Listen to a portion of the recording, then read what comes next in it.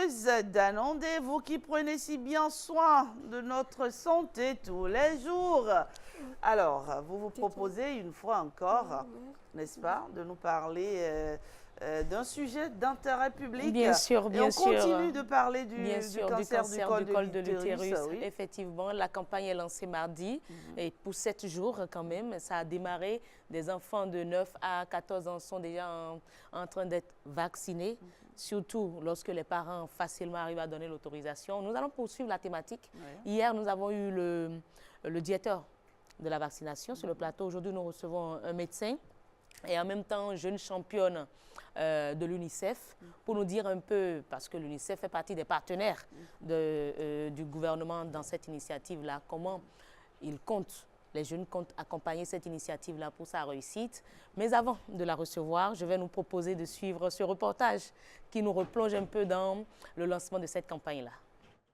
Geste symbolique et significatif. Le ministre de la Santé administre lui-même les toutes premières doses du vaccin contre le virus du papillome humain. Il donne ainsi le coup d'envoi officiel de la campagne nationale de vaccination au Bénin.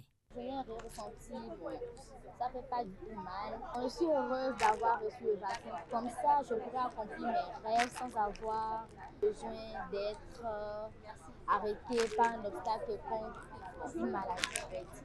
Quand le ministre m'a administré le vaccin, ça m'a fait mal et j'ai eu des douleurs au niveau du bras. J'étais aussi contente parce qu'on m'a administré le vaccin. Une expérience différente d'une fille à l'autre, mais toute consciente de l'importance du geste. Le ministre de la Santé a appelé les parents, les leaders communautaires et autres leaders d'opinion à accompagner cette initiative de façon massive. L'introduction du vaccin HPV repose sur des preuves scientifiques irréfutables.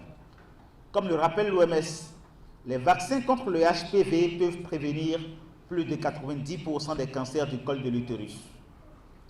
Le vaccin, il est sûr, évalué à grande échelle et administré depuis plus de 15 ans dans plus de 120 pays. Il est efficace en réduisant considérablement les infections et les lésions précancéreuses. Il est recommandé internationalement, notamment pour une administration avant l'exposition au virus. Les relais communautaires jouent également un rôle clé dans la réussite de cette campagne. Il y a pas mal de rumeurs qui se faufilent dans la ville. Mais moi par exemple, en tant qu'un relais communautaire, ça fait partie de mon boulot. C'est le travail que nous sommes en train de faire, la mobilisation. On est en train d'aller vers les maisons, dans les ménages, mobiliser les parents à laisser les enfants se vacciner. C'est pour une semaine, ça va se terminer le dimanche prochain. Avec une incidence de plus de 15 cas pour 100 000 femmes, le Bénin se trouve face à un défi sanitaire d'envergure. La campagne vise en priorité les filles âgées de 9 à 14 ans pour les protéger de façon durable contre le cancer du col de l'utérus.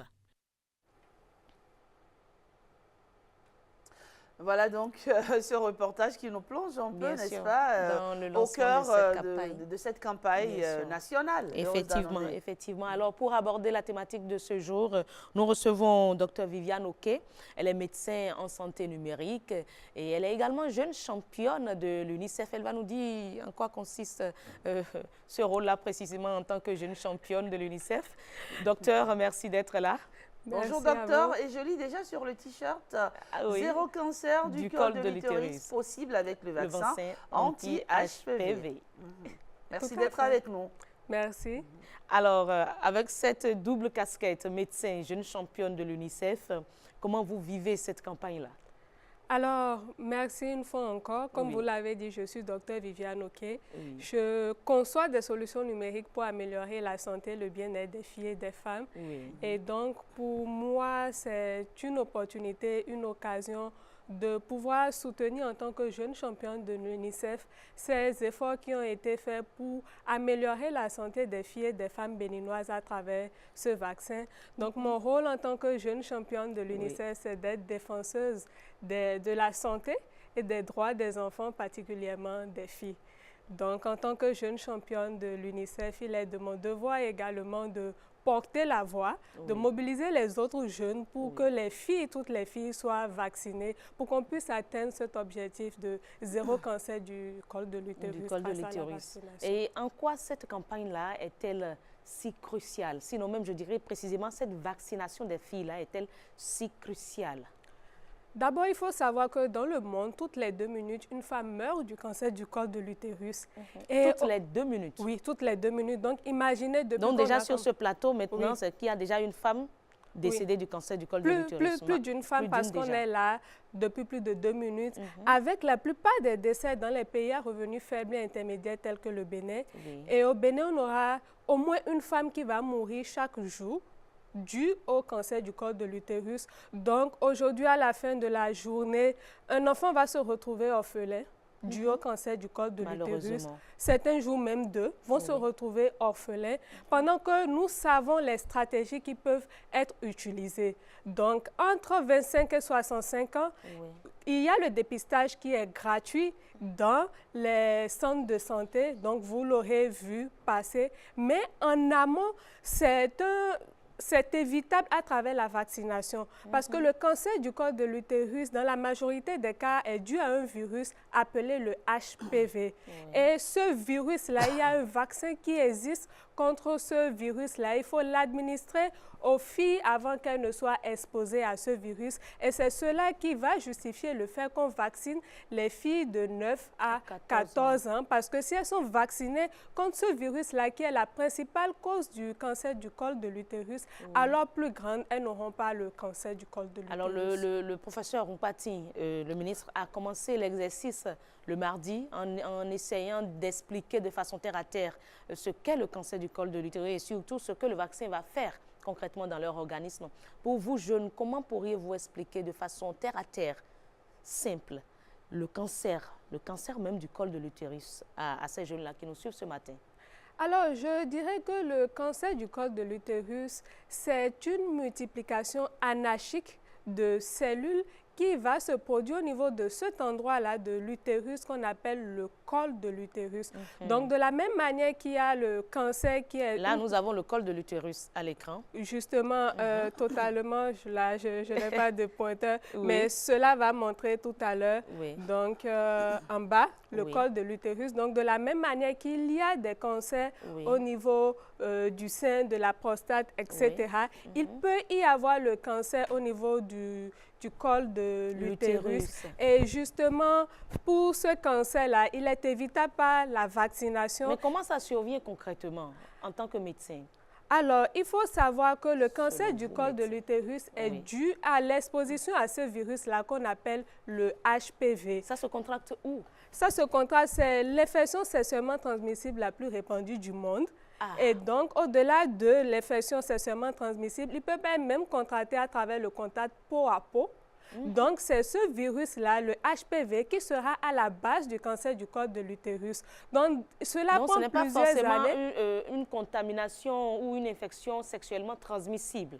C'est d'abord l'infection à HPV, c'est une infection sexuellement transmissible, mais il y a des moyens, d'autres voies de contamination, comme le contact, par exemple, peau à peau, qui peut favoriser la transmission de ce virus-là. Et c'est pour cela qu'il est important de faire vacciner nos filles par rapport à cela. Donc, au-delà du cancer du col de l'utérus, ce virus peut donner d'autres cancer, oui, notamment au niveau de la gorge, etc., qu'on aurait entendu et tout cela est vu. Mais dans notre cas, nous savons le nombre de femmes qui meurent chaque jour au Bénin dû au cancer du col de l'utérus.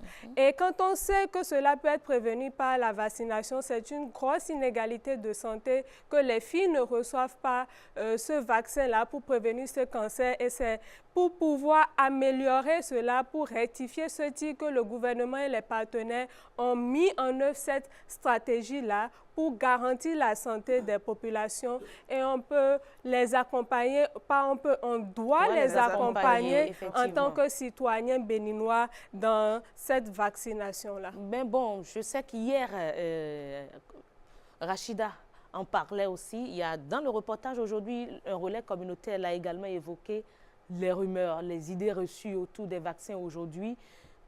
Comment pourriez-vous aujourd'hui convaincre ces jeunes-là, de convaincre leurs parents que ce vaccin est franchement bénéfique pour eux, ou pour elles surtout. D'accord, merci. Alors, il faut dire qu'au Bénin, ce n'est pas la première fois que cette vaccination est en train d'être faite. Mais avant cela, le ministre l'a rappelé tantôt, c'est un vaccin scientifiquement prouvé. Le Bénin a eu déjà une phase pilote de vaccination en 2015. Aujourd'hui, certaines de ces filles sont déjà même mères. Donc, ben voilà. Donc, ça veut dire que même si vous êtes vacciné, il n'y a pas question d'infertilité. Non. Le risque n'y est pas du tout. Oui, puisque des filles de la phase pilote vaccinées, certaines parmi elles sont déjà mères. Et ce vaccin, il coûte extrêmement cher, plus de 100 000 francs CFA. Et quand on sait qu'il coûte ainsi, l'État étant garant de la santé de ses citoyens, a décidé de pouvoir l'introduire dans le programme élargi de vaccination. Donc, comme ces vaccinations qui sont gratuites, lorsque, comme il y a les enfants, la vaccination qu'on fait pour les enfants. Donc, ça va devenir un peu comme une vaccination de routine. Oui, mais chaque année? Oui, à l'âge de 9 ans. Mais pour la campagne, c'est de 9 à 14 ans. Donc, c'est une opportunité que les parents doivent saisir, surtout pour leurs filles jusqu'à 14 ans, pour profiter de cette campagne-là, pour les protéger. Parce qu'en tant que parent, le rêve le plus cher d'un parent, c'est de voir sa progéniture épanouie demain, de garantir l'avenir de son enfant.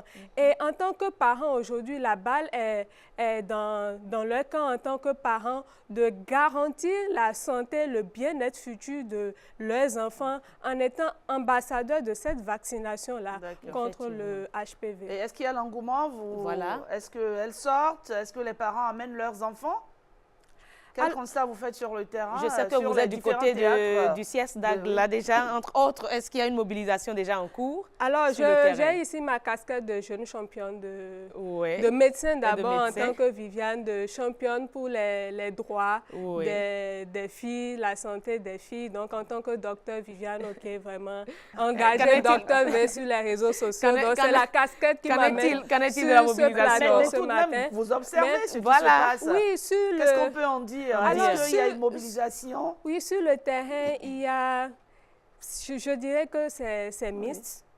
Il y a beaucoup encore des rumeurs qui font que certains parents sont réticents, malheureusement. Mais que pourriez-vous faire, vous, en tant que jeune championne, aujourd'hui? Vous avez dit que vous êtes spécialiste en santé numérique. Est-ce que vous allez mettre les réseaux sociaux à contribution? Est-ce que vous allez descendre sur le terrain?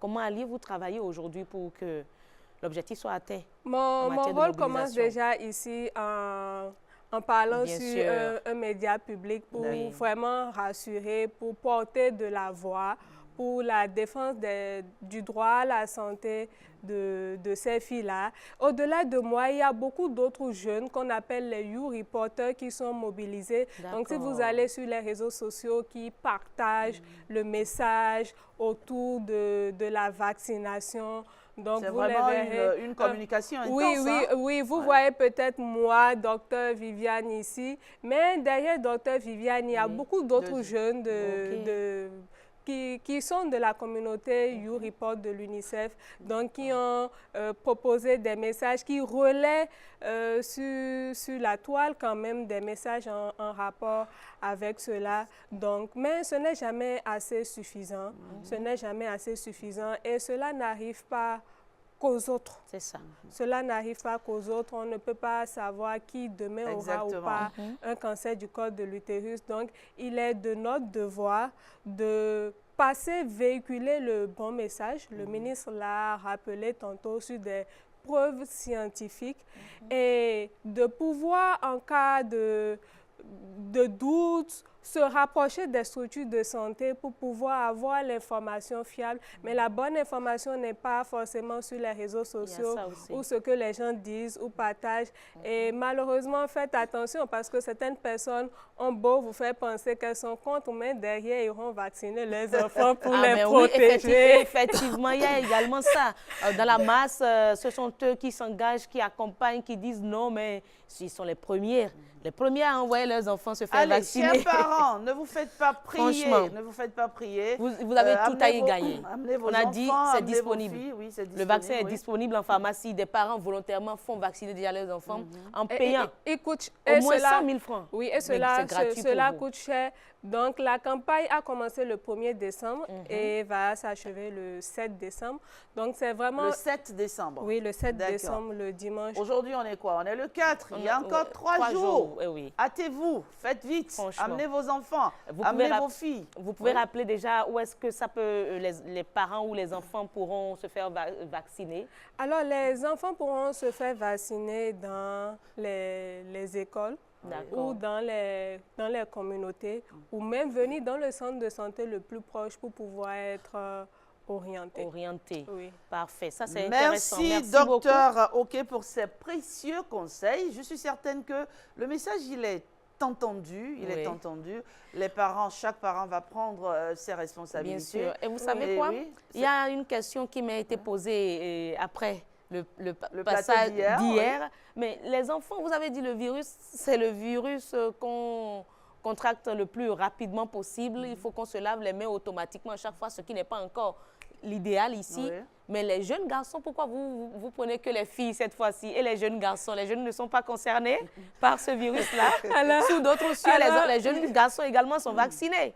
Oui, je pense que ça, c'est une question dédiée au ministère de la Santé. Mais je pense que c'est un choix on a commencé quelque part. Voilà, qui a été fait commencer quelque part en fonction ça va évoluer. Voilà, des conséquences là où ça sévit le plus en termes d'impact. Et là, c'est beaucoup plus, il y a plus de cas de cancer du col de l'utérus et on doit éliminer ce cancer du col de l'utérus. Donc, au-delà du Bénin, c'est vraiment une stratégie de l'Organisation mondiale de la santé. Il y a ce qu'on appelle les objectifs de développement. Zéro durable. cancer de l'utérus, c'est possible. D'ici 2030. D'ici 2030, c'est bien possible. Bien sûr. Et c'est maintenant que ça commence.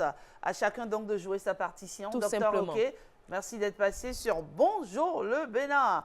Bonjour le Bénin.